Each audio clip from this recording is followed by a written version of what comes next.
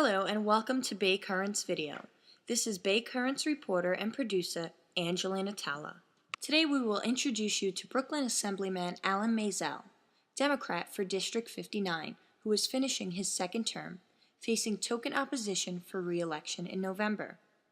The former teacher and assistant principal sat down with BayCurrents to talk about a variety of issues, including one topic which will be of interest to anyone who has ever gotten a parking ticket. Here is BayCurrents publisher David Glenn. Hi, welcome to our viewers, and welcome Alan to BayCurrents video features. Glad to be here and happy to have a conversation. Well, before we get into specific questions, if you could tell us a little bit about yourself, like a short bio, and well, I spent what politics means to you. I spent most of my life in the school systems of New York City. I was a teacher and an assistant principal for about 28 years. And during that time, I was involved in politics, either as an employee of Senator Schumer, who was then a congressman, and for a couple of years, but most of the time I spent as a teacher. And I've always been involved in civic and community affairs. I'm active in the local community boards, civic associations, B'nai B'rith, just many different organizations. And I really like the idea of participating, and I know it sounds trite, but giving back to the community. Everybody says it, but it's very time-consuming to do it. So, but I've been involved for the past 40 years. I started when I was just graduating college in 1968. Which college? LIU, LIU Brooklyn.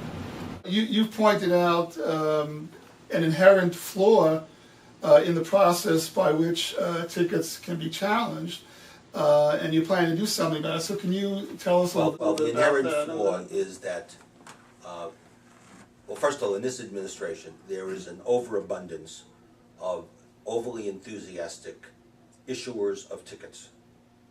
Those people who have the power to issue tickets are issuing tickets with the zealotry of a, I don't know how I can characterize it, but extremely active ticket issuing is going on. And many instances, the tickets are issued without any validity. And you attribute that to Mayor Bloomberg? I attribute it to a desire and an effort by the current administration to bring as much revenue into the city as possible. And I don't think the mayor says, listen, I want you guys to go out and give tickets to people who don't deserve it. But there's a fine line between irrational issuance of tickets and what is correct. There are some people who get tickets, and it's just, it's hard to understand why they got a ticket in the first place. And very often, people getting tickets that are not justified, that the tickets are not are bogus. Okay, so then if they decide to challenge it, so what happens? So if they got to challenge the ticket, they now go before the city's administrative structure, the Department of Finance, which is the beneficiary of many of these tickets, of the revenues of the tickets. In effect, they are the ones who are appointing the people who are making the judicial decisions as to whether or not the ticket is valid. And I don't know if you want me to go into it, but we spoke about several cases of people who had tickets issued to them which were not valid. They were challenged, and they were peremptorily, the challenge peremptorily refused by the agency. You said insufficient evidence. Insufficient evidence, and it's extremely frustrating because the people getting the tickets know that these tickets are invalid. Like if they're defective, or, well, there's one case you were telling me about that it was in front of a hydrant that did not exist. Yeah, well, that's right. We actually went, I went with someone on my staff, we went to take a picture of the hydrant, and that didn't exist because it was in front of a particular house number. And when we took the pictures, there was no hydrant there. Not even nearby, or? Well, there was a hydrant nearby, but he wasn't parked there. He wasn't parked there. Yeah, and if he was parked there, then the ticket was deficient because the address was wrong. There was another case I told you about where someone parked in front of a hydrant but the ticket was defective because they gave the wrong address. And people have only a limited amount of time to deal with these things. It's much easier, of course, to go down and appeal personally, but people work. It's very, very hard. And so what the city does is they give you a break whereby they'll say, well, the ticket is $65, send us 40. And we'll, and a lot of people say, all right, well, at least that's something. But very, very often, too often, people are getting tickets that should be dismissed or shouldn't have been given at all. I mentioned to you also, I think about a couple of years ago, people were getting tickets for sidewalk violations in Marine Park. I think it was on Avenue P. And littering or? No, defective sidewalks. Defective sidewalks. The sidewalks were allegedly cracked. As it turns out, the inspectors never actually showed up to personally inspect the sidewalks that they were giving tickets to.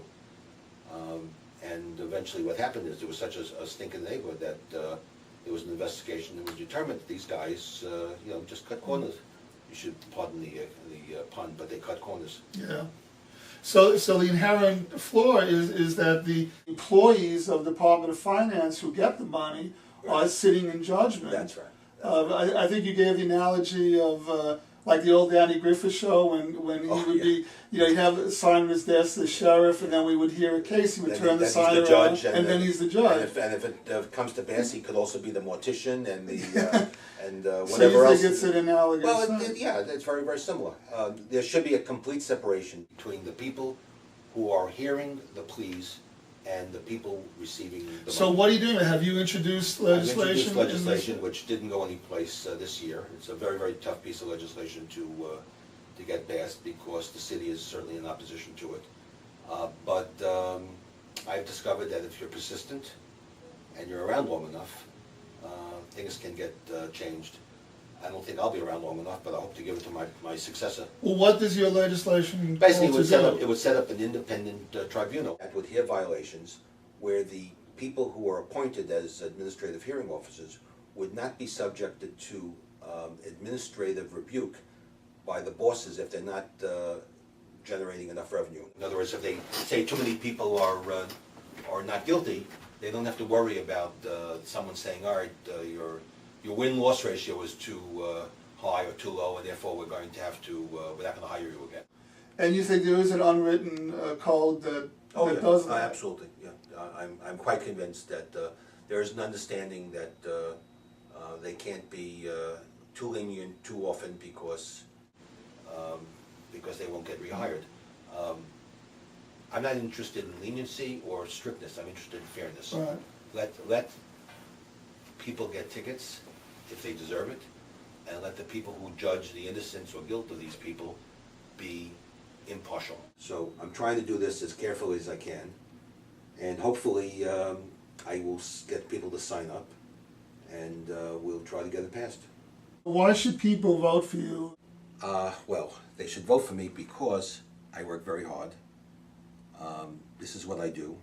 I'm very hands-on. I'm very, very involved in the community. I'm very involved with trying to help my local constituents. And this community has been part of my life for the last 40 years, and for the coming term, or maybe some terms afterwards, I intend to give it my best and do what I can to try to improve the lives of my constituents. I appreciate the time of our viewers, and stay tuned to our website and to BayCurrents in print, and we'll speak to more interesting people such as Mr. Maisel. And thanks for watching. We'll talk to you soon.